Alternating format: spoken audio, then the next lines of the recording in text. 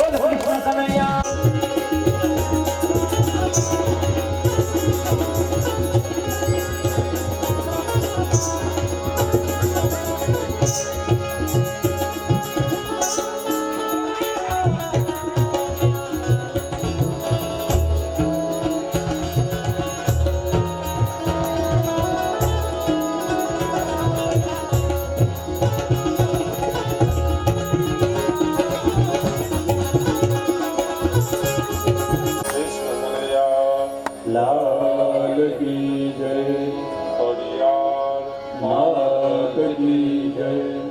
वसुदेवं सुतं देवं कंसचाणूरमर्दनं देवकी परमानन्दं कृष्णं वन्दे जगद्गुरुं। कृष्णं वन्दे जगद्गुरुं।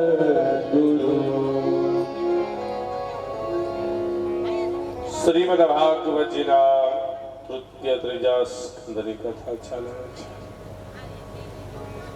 સુતજી મહારાજ 88,000 ઋષિ મુનિઓને નૈમિષ સારણીમાં જ્ઞાન આપે છે। સુખદેવજી મહારાજ રાજા પરીક્ષિતને ગંગા નદીના કિનારે જ્ઞાન આપે છે।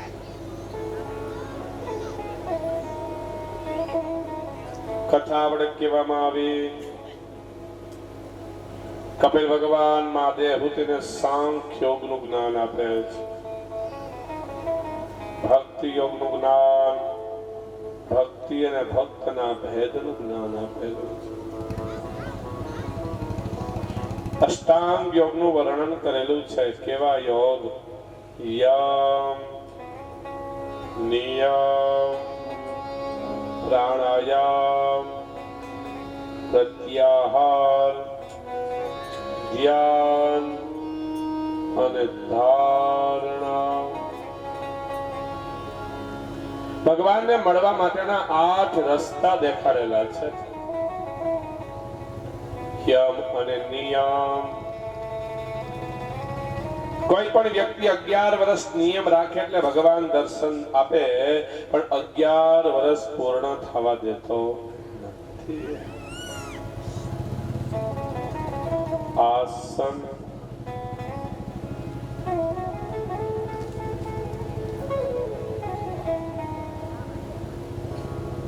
કોઈ પણ વ્યક્તિ એક આસન ઉપર બેસીને 11 વર્ષ તપશ્ચર્યા કરે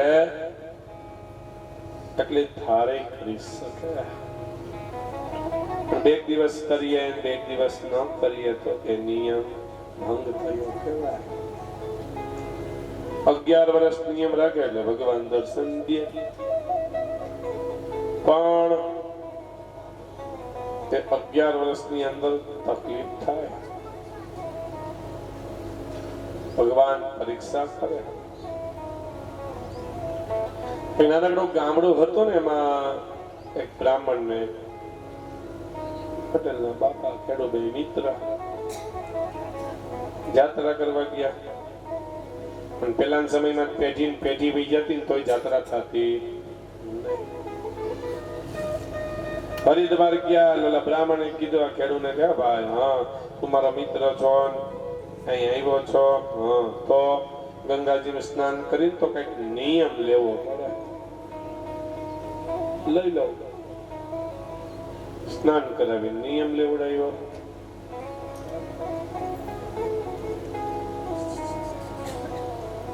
નિયમ લીધો। શું લીધું? મેં લઈ લીધું એમની મને કે તો દાદા કે મેં એવો નિયમ લીધો છે 11 વર્ષ કોઈને દાન દેવાનું ન। અરે આવો નિયમ હોય? દાદા ઓલા બ્રાહ્મણે કે તું મારો ભાઈ બનજો, કે મને કીધું નિયમ લીધો છે, એ એવું કીધું હતું કે આવો નિયમ ન લેવાય, તે ખાલી નિયમની વાત કરી હતી। પણ તે એમ કીધું છે ભગવાન દર્શન આપે ને, હા તો આ નિયમ લીધો, આખી જિંદગીમાં દાન દઉં નહીં। આ વગેરે દીકરાને વહુ દીકરી બધા સંસ્કારી વાત કરતા સામૈયા કર્યા, જમાડ્યા। છોકરાઓ કે બાપા હા યાત્રા કરીને એવા છો, દાન દઈ ગયો નહીં। કેમ? અમારા મિત્ર બ્રાહ્મણે નિયમ લીધો છે, શું દાન દેવાનું નહીં, તમારે દેવું દઈ ગયો, હું દાન દઈશ નહીં। 7-8 વર્ષ પૈયા ગયા, આ બાપા કોઈને દાન દે નહીં। ભગવાન પરીક્ષા કરવા માટે આવ્યા। પરીક્ષા કસોટી તો પેલા પડે। પદ્મ પુરાણમાં તો એવું લખેલું, તમારી પર કસોટી ન પડે તો સમજવાનું તમારી જિંદગી નકામી છે. તમારી પર સંકટ ન પડે તો તમારી આયુષ્ય નકામી છે. અને તમારે પરીક્ષા દેવાની થાય ને સમજી જાજો તમે જિંદગીમાં સંઘર્ષ કરીને આગળ વધવાના છો. પરીક્ષા લેલા 5 પેપર લખવા એ પરીક્ષાની વાત નથી થતી. પરીક્ષા સંઘર્ષ.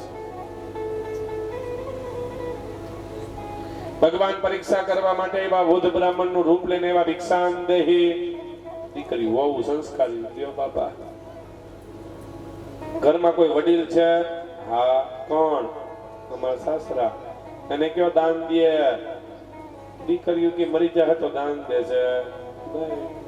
ભગવાન વૃદ્ધ બ્રાહ્મણ ના રૂપમાં હતા. દાન નો દે ને તો હું જાવે નહીં. મારો નિયમ છે ઘરના વડીલ સિવાય દાન લઉં નહીં. પણ નહીં દે તો ભગવાન ક્યાં બેઠો?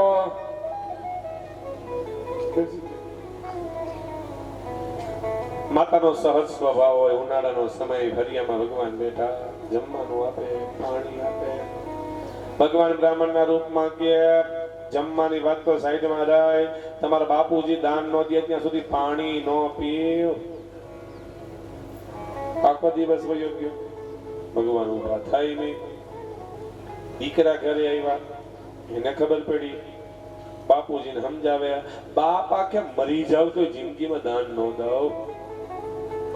છોકરા બહાર આવીને ભગવાન એટલે કે બ્રાહ્મણના રૂપમાં હતા, એને સમજાવે. ભગવાન કે હું વડીલ સિવાય દાન લઈ જાઉં નહીં. 8 દિવસ વયા ગયા. ભગવાન ફરિયામાં બેઠા, ઊભા નો થાય, પાણી નો પીવે, જમે નહીં. છોકરા ચિંતા થવા લાગી. કાં એક તો ગોર દાદાની ઉંમર પૂરેપૂરી છે ને વયા જાય ને આપણને પાપ લાગશે. પાણી નથી પીતા, ઉનાળાના મૃત્યુ થઈ જશે. જે જાત્રા કરવા ગયા હતા બાપાની હારે ઈ અદાન બોલાવ્યા. તમે આવું કરવા લઈ ગંગાજી? આવા નિયમ હોય? મેં નથી કીધું નિયમ આવો લેજો એમ. પેલા ઘરે કોક આવ્યા છે, ફરિયામાં બેઠા છે, જાતા નથી. દાન નો દેવું કઈ નહીં, વયા જાય એવું જ કરો. તો દાદા કે કામ કરો. શું? છોકરાને કીધું. બહાર બેઠા એ બ્રાહ્મણ ને કયો અમારા બાપુજી ની તબિયત બગડી ગઈ છે, દવાખાને લઈ જાય છીએ, સારું થાય ઘેર આવજો. છોકરાઓ ફરિયામાં આવ્યા. ભગવાન બેઠા છે. બાપુજી ની તબિયત બગડી ગઈ છે, રાતે જયમાં નથી, દવાખાને લઈ જાય છે, તમે વયા જાઓ. ભગવાન ઉભા થઈ ગયા. છોકરાઓને એમ કે વયા જા.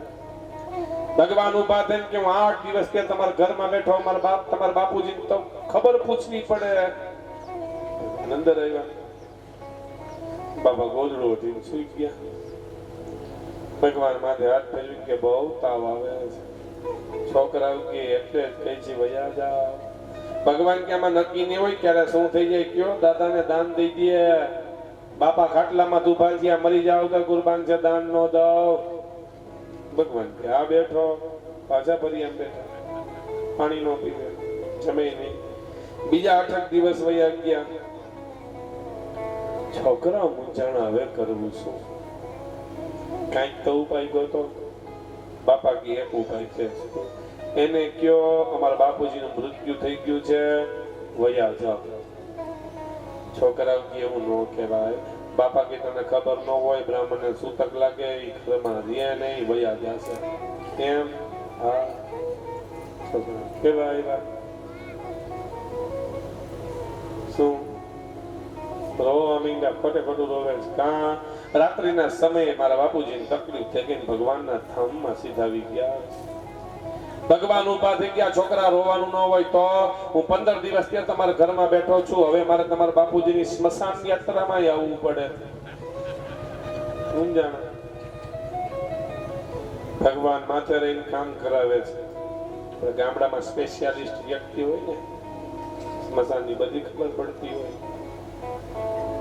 શેઠને સુવડાવ્યા. બાપા કોઠાડ્યા. જીવતા હતા એ ખબર જ હતી છોકરાઓને. જમીનમાં સુવડાવીને છોકરા બાપા માથા પાસે રોવે. બાપા નીચે હુતા હુતા કે ઓલો બ્રાહ્મણ છે વયો ગયો, હજી છે. स्मशान यात्रा कोई थी न नामी जिसका नाम ही नहीं है વાત ગત રામ બોલો ભાઈ રામ. ઉપાડ્યા ભાઈ બાપાનો. છોકરાએ ખાન દીધી હતી. નનામીમાં હુતા હુતા બાપા પૂછે ઓલો બ્રાહ્મણ છે કે વયો ગયો? હજી છે.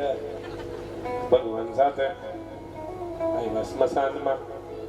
સીતા ગુજરી બાપા મૂક્યા. હવે છોકરા હાચું રોવા મીડા. અગ્નિધા દેવો કેમ? ચારે છોકરાઓ ચિતા પાસે જઈને રોવ્યા છે. બાપા ચિતામાં હુતા હુતા બોલે લો બ્રાહ્મણ છે કોઈ ગયો? હજી છે. ભગવાન ક્યાં કરો છો? શું ઓમકાર બોલી? આ સ્મશાનમાં બી ઓમકાર બોલવાનું. જીવ હાલતો નથી. ભગવાને નાના છોકરાનો હાથ પકડી ચિતાને અગ્નિ અડાડી દીધો. પવન લાગવા લાગ્યો, અગ્નિ વધવા લાગ્યો. બાપાના હાથ અને પગ બૈરાન તોય ઊભા ન થયા. ત્યારે ભગવાને દર્શન દીધા. માગી લે, માગી આપું તારા નિયમ માથે હું પ્રસન્ન છું. આનું નામ નિયમ છે. યમ અને નિયમ. 11 વર્ષ નિયમ રાખવાથી ભગવાન દર્શન દે છે.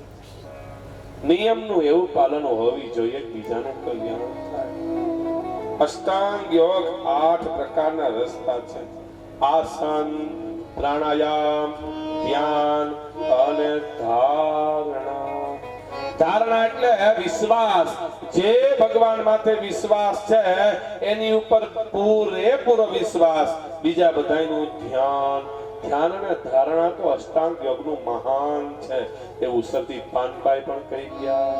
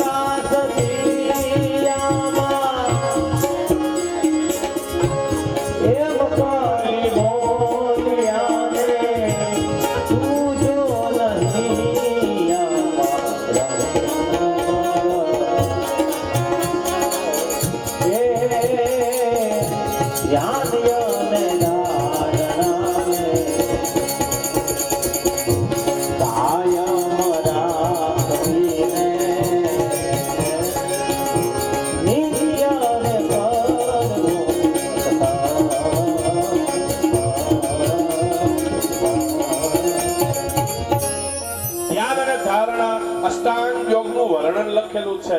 યામ, નિયમ, આસન, પ્રાણાયામ, પ્રત્યાહાર, ધ્યાન, ધારણા. પ્રત્યાહાર એટલે થોડું જમવું. શું કામે? ભજન વધારવું હોય તો ભોજન ઘટાડવું પડે. ભજનને ભોજનને ભળતું નથી. બહુ જમાઈ જાય તો નીંદર આવે. કથાનો નિયમ છે. ઊંઘ આવે જ. નિયમ છે. હું નથી તો લખેલું છે. સાંભળવા વાળા 5 હોય તો ભલે, 500 હોય તો ભલે, 5000 હોય તો ભલે. 2 જણા તો હુતા જ હોય. અને સુઈ જવાય. કથા કેદી હુવા મળે ભાઈ? સુવા માટે કથા બેહાડાય કઈ. બાપુજી મને હાંજે નીંદર નથી આવતી તો કથા બેહાડો જ નીંદર આવવા મને. સુવા માટે કથા બેહાડે છે. સુઈ જવાય. ધ્યાન અને ધારણા. પ્રત્યાહારનું પણ વર્ણન છે. થોડુંક જમવું. શું કામે? ભજનને ભોજનને ભળતું નથી. પણ આપણે દયા છે. એક જ ટાઈમ જાગણી પરિવારને ભાવ દીપાલી પાડીને બતાવો. હું પેલી વાર આવે મનથી એક જ ટાઈમ ની કથા કરી. મેં કા કે બપોર પછી તડકો મેં મનમાં કીધું કામ થઈ ગયું. એક ટાઈમ ક્યાંથી? ભજન અને ભોજન બેયને ભળતું નથી. બહુ ભોજન થઈ જાય ને તો કથાના સમયે કથામાં આવી ન શકાય. વધારે ભોજન થઈ જાય તો સાંભળી ન શકાય. પણ આપણે એવું કઈ છે નહીં. જમી લેજો. એ થાળી લઈને 3 વાર ઊભા થાજો લેવા માટે 3 વાર સેટિંગ ના હોય તો 4 વાર 5 વાર 6 વાર લેવા જાજો ખાઈ લેજો સવારમાં જમાય 10 વાગે જમાય બપોરે 12 વાગે જમાય રાંધે 4 વાગે જમાય 4 વાગે સેટિંગ નો હોય તો સાંજે પાછું વારુંમાં જમાય અને સેટિંગ નો હોય તો રાતે 12 વાગે ખવાય એ ગામડામાં દેશી ભાષામાં હોય ઝાટકીને ખાઈ લેવાય અને કદાચ ઘરમાં રેડી હોય ને વહુ ને દીકરા વહુ પાસે હાહુનું હાલતું 3 વાગે ઉઠીને ખવાય જમવા કાંઈ વાંધો નહીં ખાઈ લેવાય નો જમવું એવું ક્યાંય લખેલ નથી હું કાલ સમજાવીશ બેટ દ્વારકામાં આજની તારીખમાં ભગવાનને 13 ભોગ અને 9 આરતી થાય છે બેટ દ્વારકાનો ભગવાન દ્વારકાધીશ 13 વાર જમે આપણે નો ખવાય ખાઈ લેવાય પણ એના કરતા 1000 કામ મૂકીને પેલા ભગવાનનું નામ લઈ લેવાય જમવાના પેલા ભગવાનનું નામ પછી જમી લેવાય ગુંદી ગાંઠી આવ્યા તો ખોબે ખવાય ખાવાની નાજ નથી હરિહર પણ પ્રત્યાહાર અષ્ટાંગ યોગનું વર્ણન ભગવાને કરેલું છે ધ્યાન અને ધારણા ત્યારબાદ નવધા ભક્તિ શ્રવણમ કીર્તનમ વિષ્ણુ સ્મરણમ પાદ સેવનમ અર્ચનમ વંદનમ દાસ્ય સખ્ય આત્મા નિવેદન સખ્ય આત્મા નવદા ભક્તિનું વર્ણન ભગવાને કરેલું છે શ્રવણમ કીર્તનમ પહેલા વેલી ભક્તિ દેખાડેલી છે શ્રવણ એટલે સાંભળવું બીજું કીર્તનમ કીર્તન કરવું ભક્તિ કથા સાંભળવી ભક્તિ સ્મરણમ સ્મરણ કરવું ભક્તિ ખાલી ભાગવતમાં નહીં રામાયણમાં આ હાર બધા પુરાણના નામ લેતો જાઉં છું ને ઈ બધા પુરાણમાં આવું જ લખેલું છે શું તુલસીજી રામાયણમાં નવધા ભક્તિનું વર્ણન કરેલું છે એમાં પેલી ભક્તિ કી દેખાડેલી છે તુલસીજી કહે છે પ્રથમ ભગતિ